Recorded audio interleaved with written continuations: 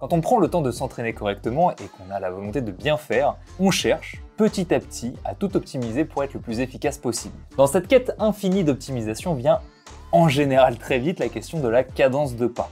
Combien de pas doit-on faire par minute? Est-ce qu'il y a une fréquence de pas optimale? Est-ce qu'on a la capacité de travailler dessus? Ce qui nous intéresse dans chaque grand débat, c'est d'avoir votre avis sur la question. C'est pour ça que nous sommes allés vous les poser directement sur la communauté du campus. Alors, est-ce que tonton Elliot pourrait être si fort sur marathon et tomber dans la marmite du travail de cadence étant petit? C'est le sujet de cet épisode 19 du grand débat.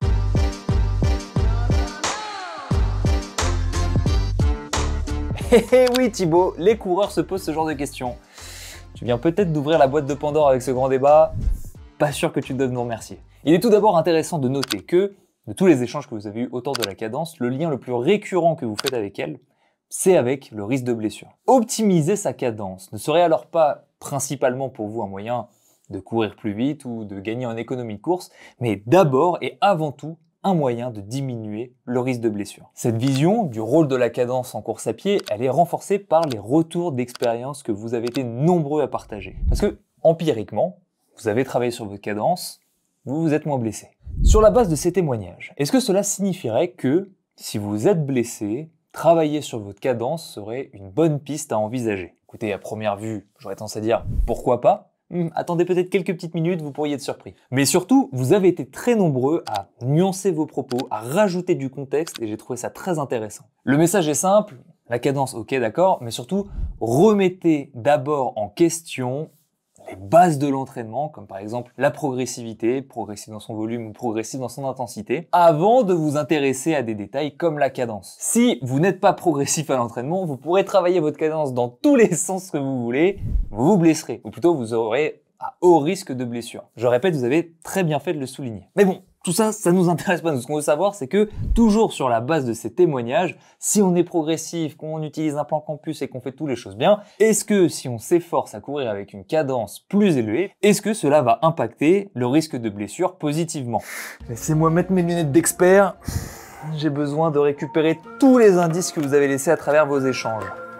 Je vais vous prendre l'exemple d'Alexandre qui nous partage quelque chose de très intéressant. Sans travailler sur sa cadence, il est passé en endurance fondamentale d'une cadence de 152 pas par minute à 172 pas par minute. Mais en même temps, il est passé d'une endurance fondamentale de 8 minutes 30 au kilomètre à 6 minutes 45 au kilomètre. Alors, est-ce que cette augmentation de la cadence de pas ne serait en fait qu'une question de vitesse? On remarque assez vite à l'entraînement que plus on court vite, plus la fréquence de pas augmente. Donc à l'opposé, on imagine bien que moins on va vite, plus il sera difficile d'avoir une fréquence élevée, au risque de ressembler à un Looney Tunes comme dirait Didier. Sauf que, le petit Alexandre, quand il a débuté sur campus, 6 minutes 45 au kilomètre, c'était son allure 5 km. Et à l'époque, à cette vitesse, les données sont formelles, il avait aussi une fréquence de 153 pas par minute. Donc avec le temps, même à vitesse égale, sa fréquence de pas a augmenté.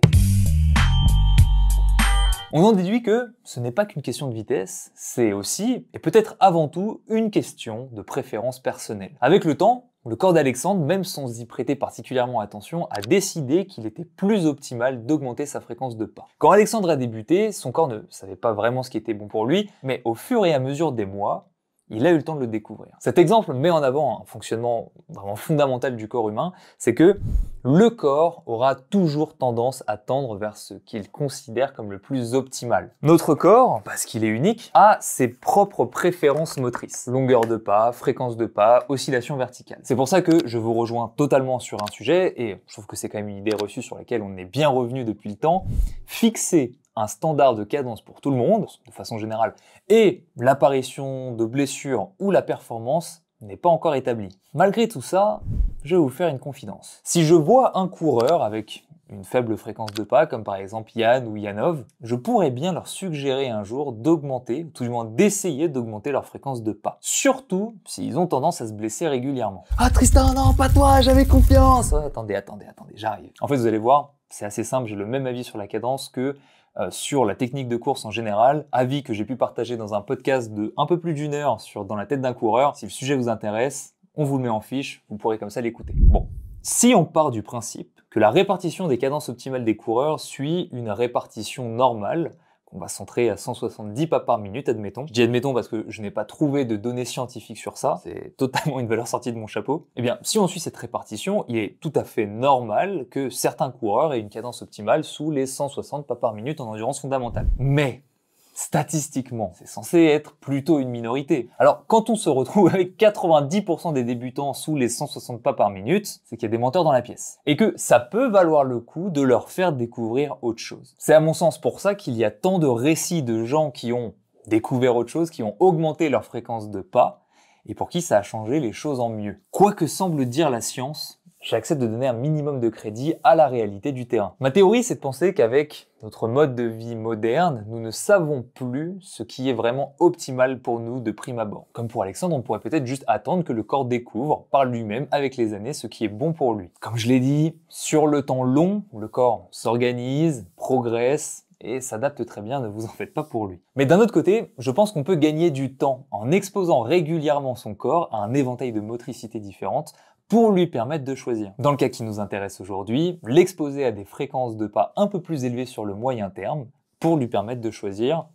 lequel est le plus optimal pour lui. Et si ce n'est pas optimal, de toute façon, le corps ne le conservera pas sur le long terme. C'est aussi pour ça, et il ne faut surtout pas les omettre, qu'il y a d'autres personnes qui ont tenté l'expérience d'augmenter leur fréquence de pas et qui, au final, sont retournées naturellement, peu ou prou, à leur cadence d'origine, aussi basse soit-elle. En fait, le seul problème qu'il pourrait y avoir, ou tout du moins, le seul moment où on devrait vraiment se poser la question, c'est si on a tendance à se blesser à répétition. Même s'il n'y a pas de corrélation scientifique. Parce que le risque, c'est que si on s'expose assez longtemps, le corps va finir par choisir l'optimal, ok.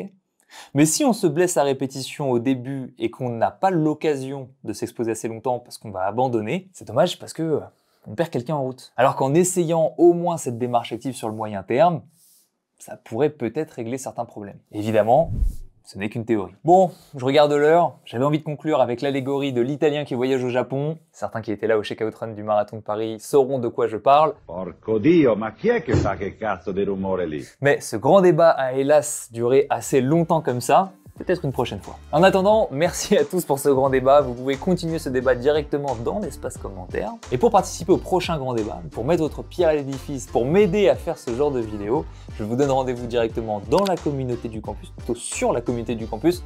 Vous trouverez le lien en description. Et sinon, je vous donne rendez-vous dans le prochain épisode du grand débat.